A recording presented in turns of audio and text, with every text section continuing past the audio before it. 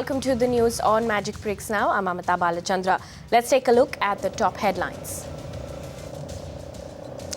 Fire in a private hospital in Bhubaneswar leaves 23 dead and several injured. Initial investigations hint at a short circuit leading to the fire. Tony Mumbai high-rise catches fire. 2 people reported dead, 11 rescued. And counter-protest demanding the construction of steel flyover planned in Bengaluru. This comes 3 days after over 8,000 citizens protested government's firm decision to construct the controversial VVIP steel flyover. And 2 days after RTI activist Bhupendra Veera was murdered in cold blood, the BMC admits to leakage in the system, says it will ensure RTI applicants' names do not become public. Meanwhile, the government of Maharashtra orders appointment of public information officers in every ministry.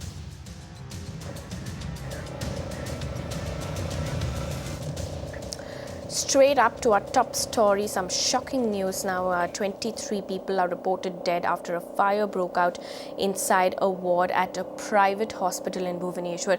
The fire was first reported at 7:30 p.m. in the dialysis ward on the second floor of the SUM hospital, a leading private healthcare institute in Odisha's capital city. Over 40 patients were present in the ward when the mishap occurred, according to police sources. Initial investigations hint at a short circuit leading to the fire. In fact, the Times network also accessed a document from 2015 which states only 3 out of 568 hospitals in Bhubaneswar are fire compliant.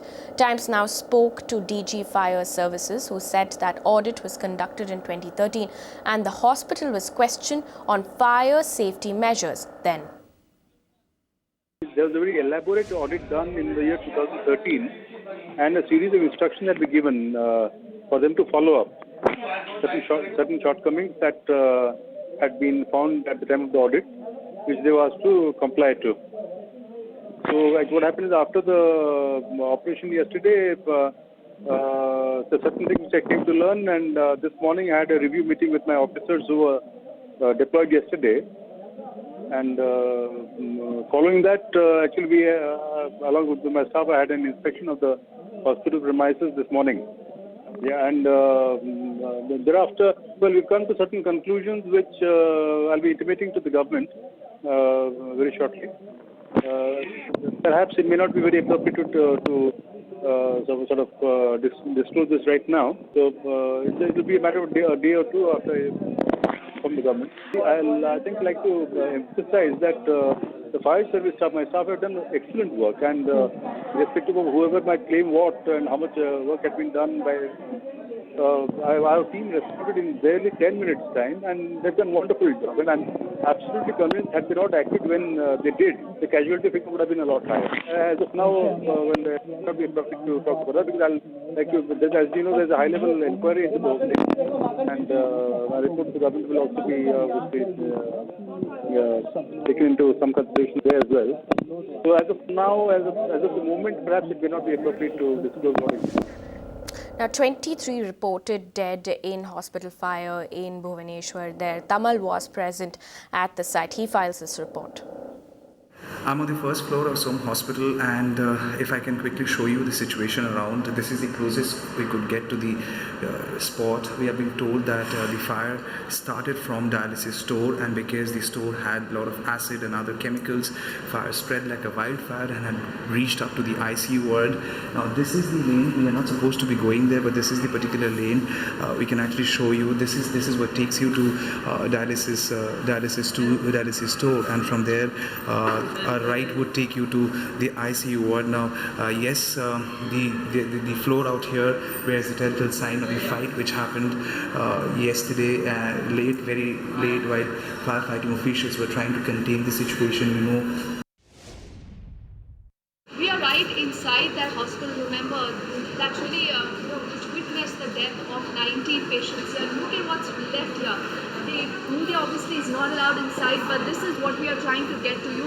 Mangled remains of almost everything that remains. The floor here actually is also being cleaned up, and I'm not sure if you can actually get a sense of the broken window panes or not, but yes, the situation inside definitely not looking good. We see a lot of police, remember, now also that has been put inside, but yes, a lot of common people, remember, not being even allowed to come inside here.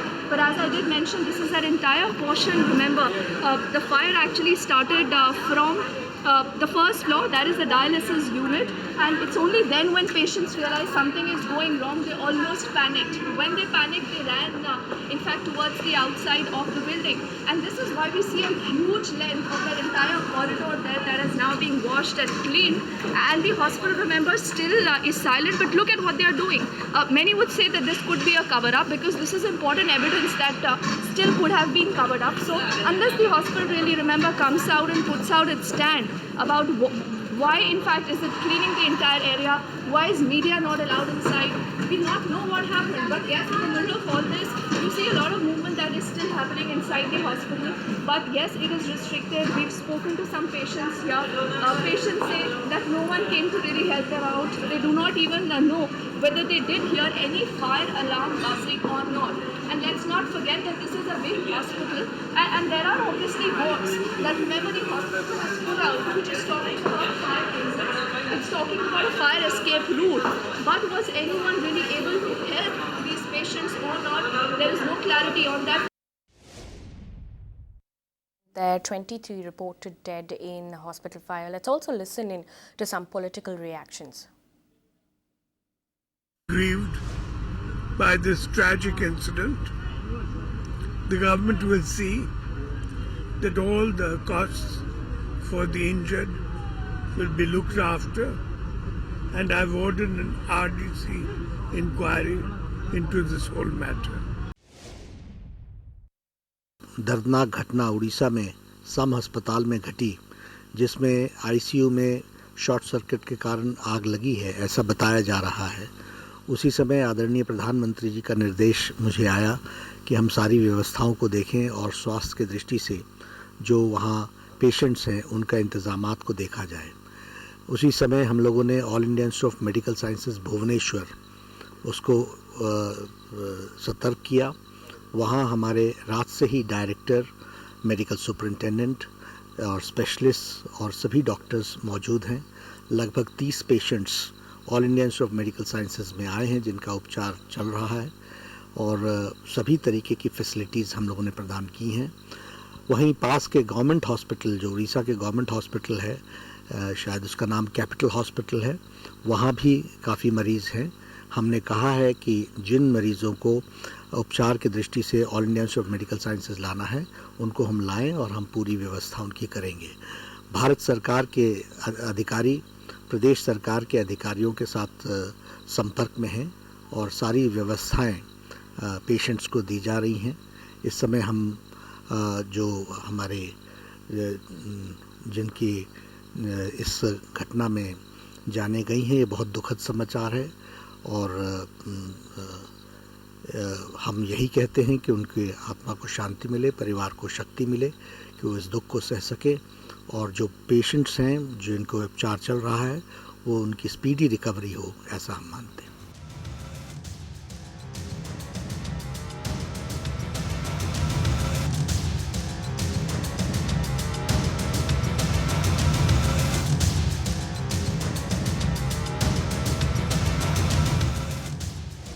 ये दुर्भाग्यपूर्ण है जो भुवनेश्वर में हुआ, और प्रधानमंत्री जी ने कल जैसी ये घटना हुई वहाँ पर अस्पताल में, तो प्रधानमंत्री जी ने, मुख्यमंत्री उड़ीसा के हैं, उनसे बात करी और संवेदना प्रकट करी, और जो कुछ भी केंद्र सरकार कर सकती है उसकी सहायता के लिए उन्होंने राज्य सरकार को बताया।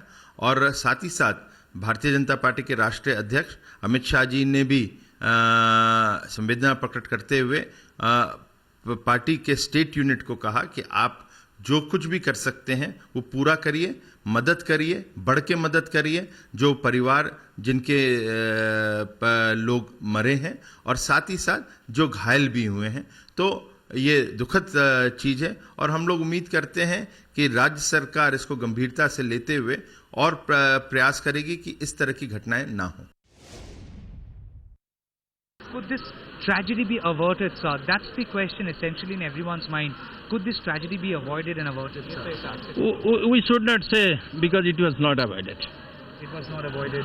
And You no see one, the casualty. no you one see has the a fault. No one has a fault. It is all about bad luck, you can say, or say accident, or accident has no explanation. Sorry to say. Thank you. And the last question, sir, as far as the firefighting officials are concerned, their prima facie observation yesterday was the building doesn't have proper ventilation for the smoke to escape the building. So that's the reason breaking all these window panes became necessary. Do you have any idea, sir, about the ventilation? It is very technical. I don't have any idea. कल एक accident हुआ जैसे कि हम सोच रहे वही short circuit हो सकता है। जो धुआं जब निकले सब लोग थोड़ा डिफ्रेस हो गए तो हम सोचे जैसे जैसे सेफली सब पेशेंट लोगों का बाहर निकाल के पास में जितना बड़ा बड़ा हॉस्पिटल था हम उसको भेज दिए और थोड़ा घबराहट कारण में बहुत कुछ पेशेंट लोग नीचे आ गए थे। फिर आज हम लोगों को सब वार्ड में उनको भर्ती कर दिए और अभी हम लोगों का 2 आईसीयू भी चालू हो रहा है। अभी मेडिकल का स्वाभाविक अवस्था धीरे धीरे आ रहा है। घबराने का कोई कारण नहीं। जो ऐसा हुआ जो एक्सीडेंट हुआ हम लोग अभी कुछ नहीं बोल सकता है। गवर्नमेंट जो कमेटी फॉर्मेशन कर रहा है वो डिसीजन लगा वही होगा। ये सबसे बड़ा हॉस्पिटल है। हम लोगों का सिस्टम बिल्कुल सब सही ढंग से हम बनाए इधर। तो मेरा मतलब से ये जो कम्प्लीट एक्सीडेंट है हम लोग हमेशा पॉजिटिव में है। हम लोग का कोई कारण इसमें असुविधा कारण कोई नहीं है। Shocking incident, but clearly most of the fire safety norms were violated in Bhubaneswar. But this was not an isolated incident. Financial capital Mumbai woke up to news of a fire in upscale Maker Tower in Mumbai, a prominent residential complex in the city's south. 2 people lost their lives after a fire gutted the 20th floor of the sea-facing building in Cuff Parade. The apartment gutted in the fire belonged to Bajaj Electricals MD Shekhar Bajaj. 8 fire tenders were rushed to the spot to douse the fire. Aishwarya Palaval gets us the latest. Residents residing in A wing of Maker Towers in Cuff Parade, one of the poshest localities of Mumbai, woke up to a shocking morning. The 20th and the 21st floor of this residential tower was on fire. Fire tenders from very close by fire stations, Kolaba, Fort and Nariman Point were rushed on spot. It took fire officials close to 2 hours to douse the fire. But in this rescue operation, 2 lives were lost. In the city of Mumbai in the past 1.5 months, this is the 4th incident where residential tower has caught fire. This begs a very basic question. Are the buildings in which we as citizens staying safe enough for us to stay? These are the buildings where people pay a bond to stay. Cuff Parade is one of the poshest localities, not just in Mumbai, but in the whole of country. And sources tell us that the reason why fire brigade officials were able to douse this fire was because the pressure of water in this building is very good. This again begs a very basic question. Are other areas in the country and in the city of Mumbai safe enough for people to stay? Now, Maker Towers happens to be one of Mumbai's most iconic addresses. It is also one of the city's richest housing societies. Aishwarya Palaval caught up with socialite and author Shobha De, one of the residents of this building. How efficient do you think the fire department was this time in dousing this fire? I have to give them full marks. They were absolutely fantastic. They kept order. They made sure nobody panicked. They did their job with a great amount of courage and bravery, and I'm sure in the process they saved a lot of lives. Right? Should there be laws made into place so that the buildings in which we are staying are safe for us to stay? Well, definitely there should be more accountability, and everybody is a part of that accountability. I wouldn't just put it on the builders and the developers. It would definitely be the municipal corporation and the local politicians, the residents themselves, and people who are part of the building industry have to comply with international standards of safety. Nowhere else in a developed country, in a developed world, will you get away with what they're getting away with, which is actually, it amounts to murder. And the carelessness with which laws are flouted without any concern for the safety of people who are residing in those very fancy buildings, unless a few developers, builders are actually prosecuted, nothing is going to happen. Now, the fire drew its share of onlookers. Spotted in the crowd was Mumbai civic body BMC's Commissioner Ajay Mehta. In fact, just last month, the Commissioner had asked for a fire audit of Mumbai's buildings. The audit found that out of 193 buildings inspected in Mumbai by the fire brigade, 114 of them have violated fire safety norms. Violations include unsealed electrical ducts, expired extinguishers and non-functional fire safety equipments. Now, this is not just a story of one city. Fire also engulfed an abandoned flour mill in North Delhi in the early hours of Tuesday. 30 fire engines were pressed into service to douse the fire. No casualties have been reported so far. Now on to news from the city of Mumbai. 2 days after the gruesome murder of RTI activist Bhupendra Veera, the civic body BMC has submitted to leaks that gave out names of RTI applicants. In fact, the civic body has been tasked with pulling out all applications filed by the late Bhupendra Veera. The BMC also told Magic Bricks Now that it is trying to put in place a system that will ensure RTI applicants' names are kept secret. Disha Shah gets us the latest.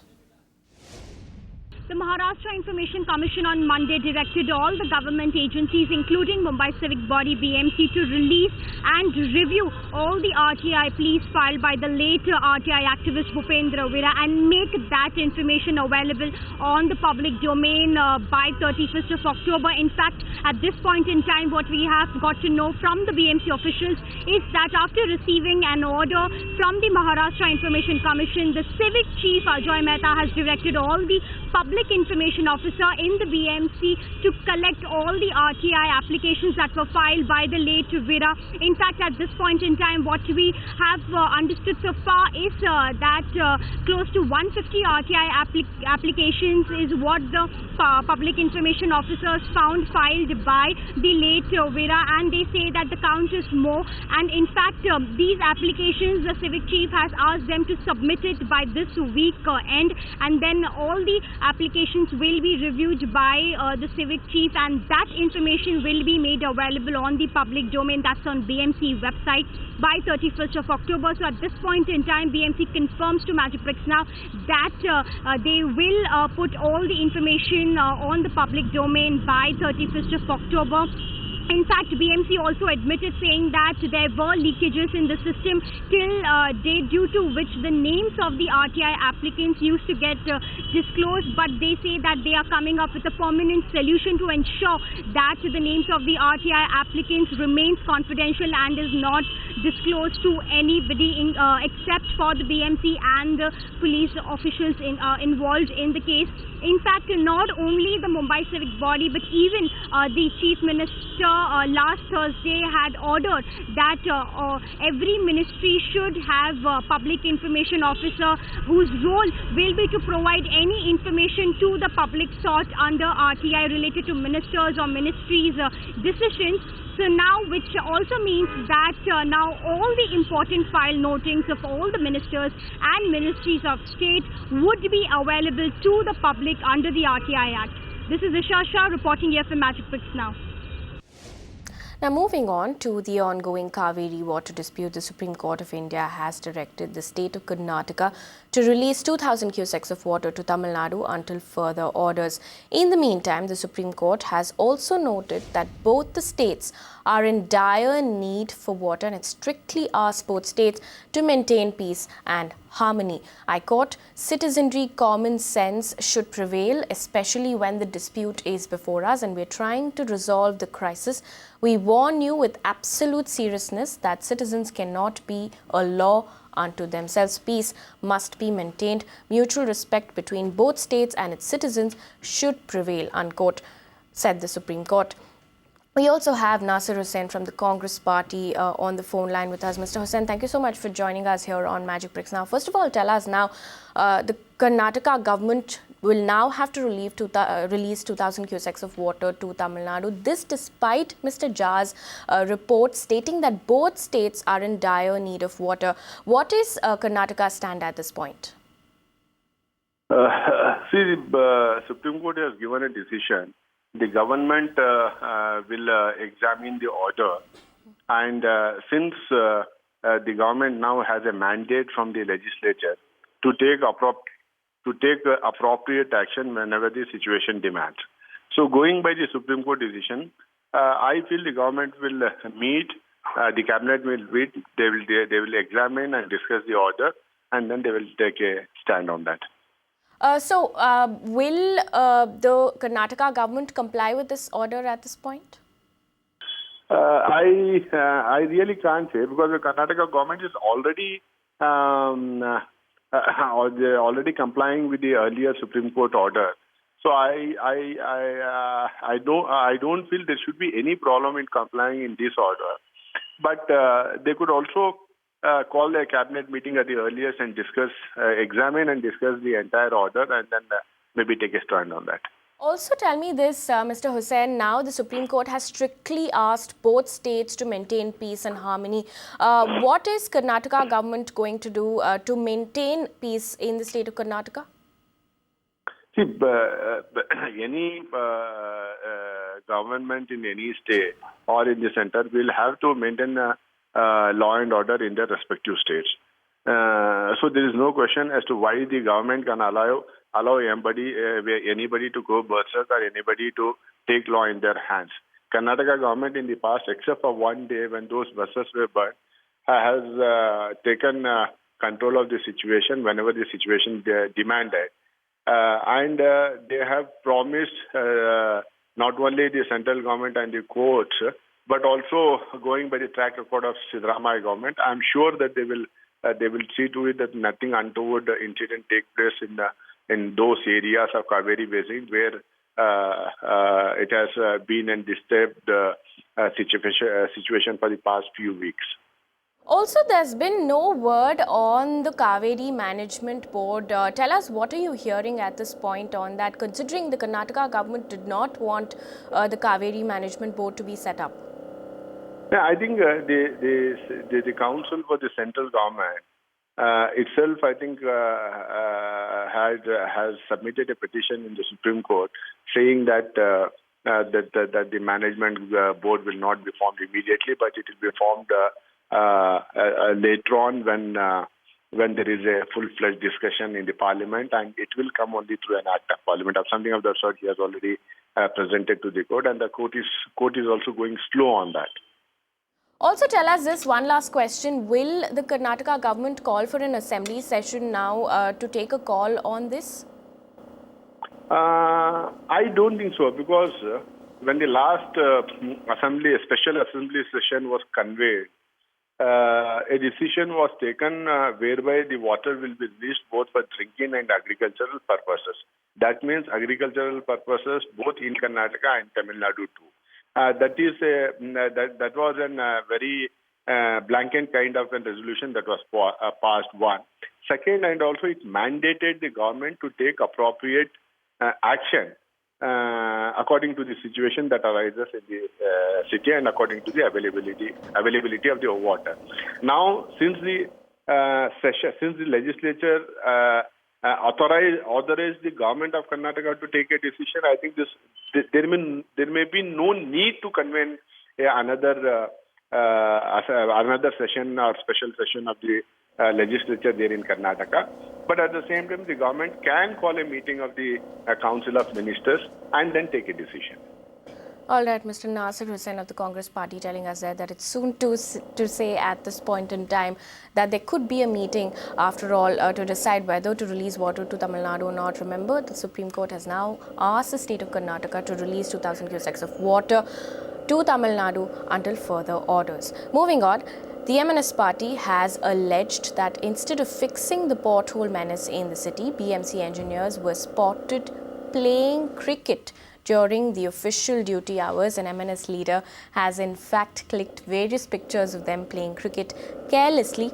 Leader also recorded videos of empty BMC office as officials indulged in merrymaking.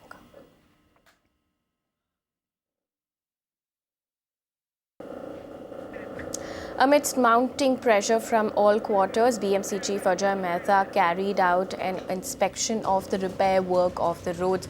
Mehta visited several places like Kurla, Vadala, Sain, Chembur, Worli and Tilaknagar. Also in the news, with the Greater Hyderabad Municipal Corporation issuing notices against those responsible for pumping water onto the streets to Airports Authority of India lifting time limit for cars at Pune Airport. Let's take a look at what's making news in your city. The Airports Authority of India will stop charging car owners ₹85 if their vehicles remain on the airport premises for more than 7 minutes. Pune MP and the head of Pune Airport Advisory Board, Anil Shirole, said that no parking will be allowed in and around the terminal. However, a new system will be put in place within a fortnight to ensure proper parking for the next 6 months. Until then, the system of charging ₹85 will remain suspended.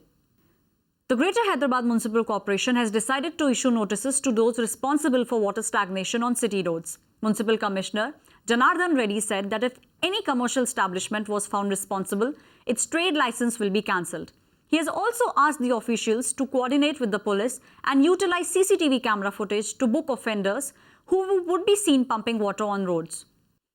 About 100 hectares of water body in Rajarhat in New Town in Kolkata has been handed over to the State Development Fisheries Corporation by HIDCO officials for proper maintenance and fish farming.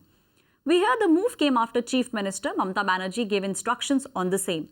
According to the State Development Fisheries Corporation, the water bodies will be developed as aqua hubs where fish farming will be done.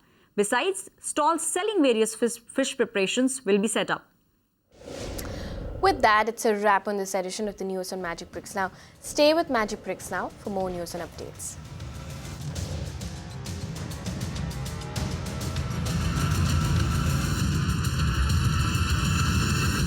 You can watch live TV on our website mpnow.in. Find us on Facebook at facebook.com/magicbricksnow. And don't forget to click the like button. You can also follow us on Twitter at Magic Bricks Now. To stay updated with all our programming, hit the subscribe button on our YouTube channel by logging on to youtube.com/magicbricksnow.